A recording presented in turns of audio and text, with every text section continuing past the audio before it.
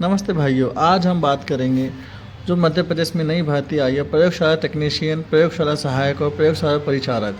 इसके संबंध में जो भी नोटिफिकेशन जो जारी हुआ है, इसके संबंध में हम आज बात करेंगे कि क्या क्या दस्तावेज लगने वाले हैं, कितनी आयु सीमा रखी हुई है, क्या योग्यता होना चाहिए हमारे पास में, और फॉर्म किस हिसाब से भरा जाएगा।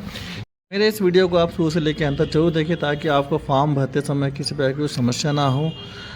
घर बैठे ऐसी जानकारी लेने के लिए आप मेरे चैनल को सब्सक्राइब कर लीजिए और लाइक और शेयर करना ना भूलें, जिसकी वजह से आपको जानकारी जो भी है आपको मिलती रहे। प्रयोगशाला टेक्नीशियन, सहायक और परिचारक 2026 जो भर्ती है, इसका फॉर्म भरने के लिए आपको सर्वप्रथम चयन पोर्टल जो है एमपी, इसको सर्च मारना होगा आपको गूगल में जाके। और देखिए आपको स्क्रीन पे दिख भी रहा होगा पोर्टल का जो होम पेज है, वो मैंने ओपन करके रखा हुआ है यहाँ पे। और यहाँ पे इसका नोटिफिकेशन जो है जारी है, वो रूल बुक आपको दिख रही होगी। नीचे में अप्लाई कैसे करें इसके बारे में भी आपको दिख रहा होगा स्क्रीन पे। तो देखिए मैं रूल बुक इसका ओपन कर रहा हूँ। अभी मैं आपको भर्ती प्रक्रिया समझाऊंगा। इसके बाद मैं एक और वीडियो डालूंगा जिसमें फॉर्म स्टेप बाय स्टेप कैसे भरे इसके बारे में जो लाइव में आपको वो भी दिखाऊँगा। ठीक है, देखिए मैंने यहाँ पर नोटिफिकेशन जो है ओपन कर लिया है। यहाँ पर आपको दिख रहा होगा प्रयोगशाला टेक्नीशियन की जो पोस्ट है, उसमें टोटल मिला के आपको पोस्ट दिख रही है। यहाँ पे आपको पोस्ट दिख रही होगी। 35 पोस्ट है टोटल ओवरऑल मिला के, सभी कैंडिडेट की मिला के, जिसमें कि ST SC OBC सभी लोग शामिल हैं। उसके पश्चात आपको प्रयोगशाला सहायक की भी पोस्ट दिख रही होगी। वहाँ पे 33 पोस्ट दिख रही है वहाँ पे, वो भी ST SC OBC जो कैंडिडेट है उनके लिए, EWS वाले जो कैंडिडेट हैं उन सबके लिए जो मिला के टोटल 33 पोस्ट ओपन किया हुआ है उन्होंने। उसके बाद आपको प्रयोगशाला परिचारक है ना, इसमें आपको पोस्ट दिख रही है टोटल मिला के 58 पोस्ट है, 58 पोस्ट है। तो ये जो वैकेंसियां हैं टोटल मिला के 126 पोस्ट के लिए जारी हुई है ना। इसमें ST SC OBC और भूतपूर्व सैनिक है ना, ये जो भी जो आरक्षण में जो पदे आए हुए हैं, इसमें अगर ये आरक्षण का लाभ लेना चाहते हैं तो इनके लिए सर्वप्रथम ये MP के होंगे, तभी इनको इस चीज़ का लाभ मिल पाएगा। अगर ये अदर स्टेट के होंगे तो इनको सारी जो वैकेंसी जो भी आपको जो फॉर्म फिलअप करना होगा वो जनरल से फॉर्म भराएगा उनका, है ना। तो इसका विशेष ध्यान रखिए कि अगर आप MP के मध्य प्रदेश के निवासी हैं तो आपको तभी आप पात्र होंगे ये आरक्षण से संबंधित जो सीटें आई है उसका लाभ लेने के लिए। अब इसके लिए हम लोग जो आवेदन है चयन पोर्टल है ना, MP ऑनलाइन के द्वारा जो है हम लोग इसका इसी पोर्टल से हम लोग आवेदन कर पाएंगे। तो देखिए इसमें सामान्य जो निर्देश है वो आपको दिख रहा होगा स्क्रीन में क्या क्या है। तो इसमें मैं बता दूं आपको, भर्ती से संबंधित जो सामान्य जो निर्देश आपको स्क्रीन पे दिख रहे होंगे, उसमें से पहला जो कॉलम है वो बोलता है कि आपको भारत का नागरिक होना अनिवार्य है। दूसरा जो है उसमें बोल रहा है कि 2 से अधिक बच्चे होना नहीं चाहिए आपको। तीसरा जो बोलता है अगर आप आयु का लाभ लेना चाहते हैं आयु सीमा का, तो उसमें आयु से संबंधित दस्तावेज लगाएंगे। अगर आपका जो भी एजुकेशन है वो आप उसकी जो मार्कशीट है वो लगाना पड़ेगा आपको। भूतपूर्व सैनिक है तो आपको भूतपूर्व सैनिक का सर्टिफिकेट लगाना पड़ेगा। जाति प्रमाण पत्र, अगर जो भी जाति है आपकी, उसको जाति प्रमाण पत्र आपको लगाना पड़ेगा। आर्थिक EWS वाले जो कैंडिडेट है वो अपने EWS का सर्टिफिकेट आपको लगाना पड़ेगा। उसके पश्चात जो भी विकलांग कैंडिडेट है तो विकलांगता का जो प्रमाण पत्र होता है वो आपको इसमें लगाने पड़ेंगे, तभी जो है आप आरक्षण का जो है लाभ ले पाएंगे। तथा जो शासकीय कर्मचारी है उनको इस वैकेंसी में बैठने के लिए उनको अपने पदाधिकारी से जो है परमिशन लेनी होगी, है ना। उसके पश्चात क्या है कि जो पुरुष कैंडिडेट है, अगर वो 21 साल के पहले अगर वो शादी कर ले तो वो इस वैकेंसी के लिए पात्र नहीं होंगे। और अगर ऐसे ही महिलाओं के लिए भी दिया गया है कि अगर वो 18 साल के पहले जो अगर वो शादी कर लेते तो वो भी इस वैकेंसी के लिए क्या है पात्र नहीं होंगे। तो इसका विशेष ध्यान रखें। उसके पश्चात और जो महिला कैंडिडेट हो या पुरुष कैंडिडेट हो, इनके ऊपर अगर किसी प्रकार कोई अपराध दर्ज होगा तो ये भी जो है इस वैकेंसी के लिए पात्र नहीं होंगे। तथा आपको स्क्रीन पे दिख रहा होगा कि इनके जो मानदेय है ना, क्या वेतन का मानदेय जो है वो आपको दिख रहा होगा। तकनीकी सहायक और परिचारक के इनके कितने कितने इनका मानदेय है, वेतन मानदेय है। ठीक है, फिर देखिए आपको दिख रहा होगा स्क्रीन पे कि पदों पर भर्ती के लिए बताया गया। पहले इसमें बोला गया है कि इसमें जो पद है 126 जो पद है वो एक तो कम भी हो सकते हैं या बढ़ाए भी जा सकते हैं। फिर उसके बाद में जो सेकंड नंबर का इसमें बोला गया है कि जो तकनीकी और जो सहायक के जो पद है, प्रयोगशाला तकनीकी और जो सहायक के पद है, ये 33 श्रेणी के में आएंगे, तथा जो चतुर्थ श्रेणी में जो है प्रयोगशाला परिचारक जो पद है वो चतुर्थ श्रेणी में लिया जाएगा। ठीक है। उसके बाद में जो थर्ड नंबर का जो ऑप्शन है उसमें बोला गया है कि आपको जो प्राथमिकता जो आप जो चयन करेंगे उसके आधार पर मिलेगा, बट लेकिन क्या होगा कि यहाँ पे आपको जो गृह जिला है वो आपको आवंटित नहीं होगा। ठीक है। फिर जो चौथे नंबर का जो कॉलम है उसमें ये बोलता है कि आप जो आवेदन है तीनों पद के लिए आप आवेदन कर सकते हैं, बट लेकिन अगर आपका सिलेक्शन होता है तो जो उच्च पद होगा उसके लिए आपको पहले है ना वेतन अनुसार आपको उसके लिए जो है प्राथमिकता पहले दी जाएगी। फिर जो उसके बाद में नेक्स्ट जो ऑप्शन है वो बोल रहा है कि अगर आप मध्य प्रदेश के जो अगर आप निवासी हैं तो आपको जो है जो भी आरक्षण है उसमें आपको लाभ दिया जाएगा। अगर आप मध्य प्रदेश के निवासी नहीं है तो आपको जनरल कैटेगरी से ही आपको फिर इसमें फॉर्म भरना होगा और उसी वैकेंसी जनरल के आधार पर आपका जो है सिलेक्शन लिया जाएगा। अब हम यहाँ पे शैक्षणिक अहाता की बात करेंगे तो जो प्रयोगशाला तकनीकी है इनके लिए क्या मांगा गया है, इनके लिए क्या विज्ञान समूह हो या कंप्यूटर साइंस या कंप्यूटर एप्लीकेशन से ग्रेजुएशन या स्नातक की जो उपाधि है वो किए होना चाहिए। जैसे कि जिसने भी अगर बीएससी किया हो या बीसीए किया हो है ना, या सीएससी का इंजीनियरिंग किया हो तो वो व्यक्ति जो है इसके लिए जो है क्वालिफाई होंगे। उसके पश्चात जो सेकंड पद है प्रायोगिक सहायक, इसके लिए क्या 12th में इनका साइंस विषय से इनका जो 12th होना चाहिए, और प्रयोगशाला परिचारक में भी इनके लिए क्या है 12th जो है साइंस विषय से ही पास होना चाहिए, तो ही यह व्यक्ति जो साइंस वाले जो कैंडिडेट है ये इसके लिए दोनों वैकेंसी के लिए अप्लाई कर तीनों वैकेंसी के लिए जो है अप्लाई कर पाएंगे।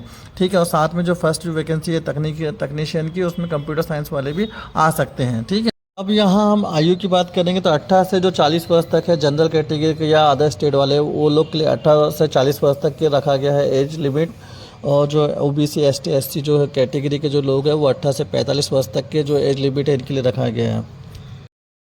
अब जो चयन होगा वो चयन जो है 2 चरणों में लिया जाएगा। फर्स्ट चरण में क्या होगा, जो अधिक से अधिक जिनके जो नंबर है उनके मेरिट के आधार पे उनको अंदर लिया जाएगा, और जो कैंडिडेट है जो वैकेंसी है उनके 5 गुना है ना स्टूडेंट को जो होगा अंदर लिया जाएगा। जैसे कि जो मैं आपको बता दूं कि प्रयोगशाला तकनीशियन में जो है 35 पोस्ट है, तो इनके जो 5 गुना विद्यार्थी समझ लीजिए कितने हो जाएंगे 175 जो छात्र है उनको वो बुलाएंगे प्रथम चरण के लिए। फिर उसी प्रकार जो सेकंड जो सहायक है जो प्रयोगशाला सहायक के लिए जो है उसके लिए पोस्ट है 33, तो उसका जो 5 गुना 165 विद्यार्थी जो उनको शामिल किया जाएगा।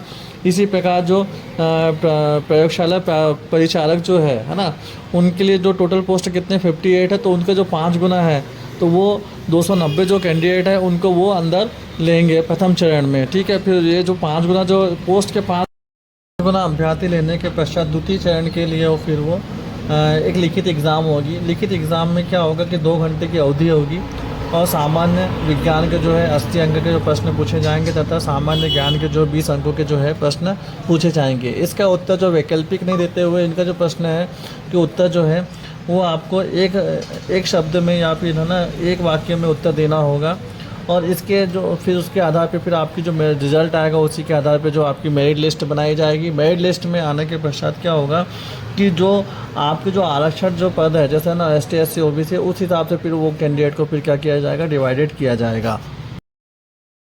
एग्ज़ाम के बाद प्रयोगशाला तकनीकी, प्रयोगशाला सहायक और प्रयोगशाला परिचालक ये जो पद थे इनकी जो मेरिट लिस्ट तैयार होगी वो केवल सिर्फ लिखित परीक्षा के प्राप्त अंकों के आधार पे इसकी मेरिट लिस्ट तैयार की जाएगी, है ना। जो आपके जो प्रथम चरण में जो मेरिट जो बनाए थे उसके आधार पे बिल्कुल नहीं होगा। जो लिखित परीक्षा में जो आप के जो प्राप्तांक होंगे उसी के आधार पे इसकी लिस्ट जो है तैयार की जाएगी। फिर आपकी जो लिखित परीक्षा होगी परीक्षा हॉल में उसके पहले आपका बायोमेट्रिक सत्यापन किया जाएगा, तभी आप परीक्षा हॉल में लिखित एग्ज़ाम के लिए बैठ पाएंगे। इसका भी विशेष ध्यान रखेंगे। ठीक है। और अगर 2 या 2 से अधिक जो अभ्यर्थी है जिनके समान अंक प्राप्त होते हैं, ठीक है, या दो अभ्यर्थी हो या 2 से अधिक भी हो चाहे, अगर उनके समान अंक प्राप्त होते हैं तो उनको प्राथमिकता उनकी आयु के हिसाब से दिया जाएगा। जिसकी आयु अगर अधिक है मतलब उसको अंदर पहले लिया जाएगा। उसके पश्चात एज से रिलेटिव अगर ऐसी समस्या आएगी तो क्रम अनुसार इसी प्रकार से फिर उनको जो कैंडिडेट है उनको फिर अंदर लिया जाएगा। अब आती वेटिंग लिस्ट। वेटिंग लिस्ट क्या है जो वेटिंग लिस्ट है वो 1 वर्ष के लिए जारी होगी, है ना। उसमें अगर जो छात्र, अगर जो अभ्यर्थी है, अगर वो छोड़ देते हैं, है ना, नियुक्ति जो है इस जॉब को, तो फिर जो मेरिट इसी आधार पे फिर उसको शॉर्ट लिस्ट की जाएगी, ठीक है। अब नियुक्ति जैसे जब अगर हम लोग का कैंडिडेट का जो भी जिसका भी अगर नाम आ जाता है मेरिट लिस्ट में, तो उनको नियुक्ति के उपरांत उनको क्या जो दस्तावेज जो वेरीफाई करवाने के लिए जाना होगा। और जो व्यक्ति अगर कैंडिडेट जो भी है वो अगर वो उपस्थित नहीं होता तो उनका जो है नियुक्ति पत्र जो है निरस्त माना जाएगा, है ना। तो उनको क्या है विशेष ध्यान रखना होगा कि जन्म से संबंधित जो दस्तावेज है वो लेके जाने होंगे उनको अपने साथ में। शैक्षणिक योग्यता वाले दस्तावेज लेके जाने पड़ेंगे। जाति संबंधी जो है ना, जो भी अगर आरक्षण ले रहे हैं तो उससे संबंधित जो भी दस्तावेज है वो अपने साथ में लेके जाने होंगे। जो EWS के कैंडिडेट है उनको अपने साथ में EWS का सर्टिफिकेट लेके जाना पड़ेगा। अब आती भूतपूर्व सैनिक की बात करें तो भूतपूर्व सैनिक जो भी है आवेदन कर रहे हैं, है ना, तो जो है मध्य प्रदेश के जो मूल निवासी है वो सैनिक जिनको मतलब जिनको छूट मिल रही है तो वो अपना भूतपूर्व सैनिक का जो प्रमाण पत्र जो होता है उनको ऑफिस लिए वो उसको लेके जाना पड़ेगा, ठीक है। उसके पश्चात क्या होता है इसमें विक्रम अवार्ड से सम्मानित तो उनको भी वो भी जो कैंडिडेट है वो भी शामिल हो सकते हैं, उनको भी उसके आधार पर छूट मिला है। तो वो जो भी है विक्रम अवार्ड से सम्मानित हुए तो उनके पास में उससे रिलेटिव जो भी सब दस्तावेज होंगे उसको अपने साथ में वो लेके जाएंगे वेरिफिकेशन करवाने। तो ये सारे जो दस्तावेज अपने साथ में इकट्ठा कर लें। और साथ में जो विवाहित जो कैंडिडेट जो अभ्यर्थी होंगे उनको अपने बच्चे होंगे उनके जन्म प्रमाण पत्र उनको अपने साथ में वेरीफाई करवाने लेके जाना पड़ेगा।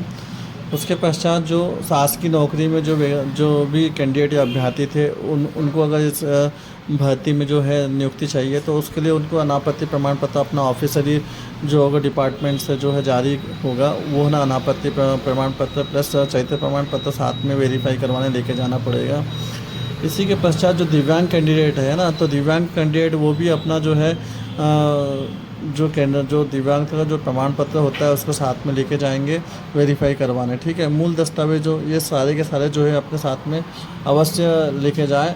इसके पश्चात अगर किसी प्रकार का जो आप आरक्षण ले रहे हैं या जो भर्ती में जो चीज़ जो मापदंड रखा गया है इसके पश्चात अगर आप किसी भी त्रुटि पाई जाती है तो आपका जो चयन है वो निरस्त माना जाएगा, है ना। अब आती किराया जो है जाति किराया जो भत्ता है उससे रिलेटिव जो बातें हैं उसमें ये लिखा गया जो ST SC या OBC के जो कैंडिडेट है उनको ये जो भत्ता है प्राप्त किया जाएगा जिलावार, तो वो उससे पढ़ लेंगे उसके बारे में भी, ठीक है। अंतिम जो चयन सूची है वो लिखित परीक्षा के आधार पे ही आपका सिलेक्शन होगा, है ना। इसमें बार बार यही लिखा हुआ है कि जो भी अगर आपकी जो मेरिट लिस्ट जो जारी की जा रही है वो जो लिखित परीक्षा में जो प्राप्त अंक होंगे आपके उसी के आधार पर मेरिट लिस्ट बनाई जाएगी, उसी के आधार पर आपका सिलेक्शन होगा, ठीक है। उसके पश्चात क्या होता है कि आपका स्वास्थ्य से संबंधित जो दस्तावेज आपको जो मेडिकल है वो लगाना पड़ेगा, है ना। तो आप जो भी चिकित्सा होंगे वहाँ पे आपको अपना मेडिकल टेस्ट करवा के फिर आपको जो मेडिकल जो रिपोर्ट होगी उसको भी साथ में सबमिट करना पड़ेगा, तो तभी आपका जो है वो स्वस्थ रहेंगे, तभी आपका जो सिलेक्शन है उसमें माना जाएंगे आप, तो उसी के लिए आप पात्र पाए जाएंगे। और साथ में आपकी जो आंखें वो स्वस्थ रहना चाहिए, है ना, कि आँख से संबंधित किसी प्रकार का जो है रोग नहीं होना चाहिए, आपको बराबर सभी रंग जो है पहचानते आना चाहिए, है ना। नहीं तो आपकी जो उम्मीदवारिता है वो भी आपकी का यहाँ पे भी रद्द करने के प्रावधान रखा गया है, ठीक है। अब आते चरित्र प्रमाण से संबंधित, तो चरित्र प्रमाण पत्र जो आपको जो पुलिस थाने से जो बनता है उसके बारे में आपको इसके डिस्क्रिप्शन में एक लिंक दे दूँगा कि आप घर बैठे अपना चरित्र प्रमाण पत्र कैसे बनाएंगे। उसके बाद जो संपूर्ण जानकारी जो है मैं इसी वीडियो में आपको लिंक दे दूँगा नीचे में, उसके आप उस जो चरित्र प्रमाण पत्र आप घर बैठे आप उस वीडियो को देख के आप स्वयं अप्लाई कर सकते हैं, ठीक है। तो आपको चरित्र प्रमाण पत्र भी यहाँ पे लगेगा। उसके पश्चात डिपार्टमेंटली भी चरित्र प्रमाण पत्र मांगा जाएगा आपसे कि आपके विरुद्ध किसी प्रकार की कोई ऐसी कार्रवाई नहीं की गई हो या सस्पेंड ना हो गए हो आप, है ना। तो आपको डिपार्टमेंटली भी आपसे जो है चरित्र प्रमाण पत्र से संबंधित जो दस्तावेज है वो मांगे जाएंगे, वो भी आपको यहाँ पर सबमिट करना होगा, ठीक है। ये भी अगर आपके ऊपर किसी प्रकार का कोई आरोप, है ना, हो सिद्ध हो जाता डिपार्टमेंट तो आपकी जो पात्रता है इसमें निरस्त मानी जाएगी, ठीक है। तो ये इसका विशेष ध्यान रखें आप। इसके पश्चात आपकी जो नियुक्ति जो प्रक्रिया कम्प्लीटली पूर्ण हो जाती है और इसके आधार पे आपको जो है जॉइनिंग लेटर आपको प्राप्त हो जाएगा। हमारा जो वीडियो जो मोटिव बनाने का मेन उद्देश्य है कि अधिक से अधिक आपको जानकारी जो घर बैठे मैं दे पाऊँ। तो अगर आपको अच्छा लगता है तो कृपया लाइक और शेयर करना ना भूलें, साथ में सब्सक्राइब कर ले, जिसकी वजह से आपको घर बैठे जो भी वैकेंसियाँ हो या भी जो भी इन्फॉर्मेशन आपको घर बैठे प्राप्त होते रहे, है ना।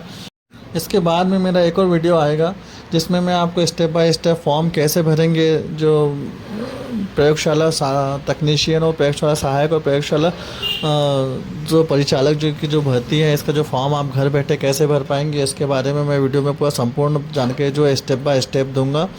तो धन्यवाद साथियों। अगर आपको वीडियो अच्छा लगे तो लाइक ज़रूर कर दीजिएगा, सब्सक्राइब भी कर दीजिएगा, और कमेंट बॉक्स में जो भी अगर समस्या हो तो कमेंट बॉक्स में ज़रूर लिखिएगा, है ना। धन्यवाद, थैंक यू।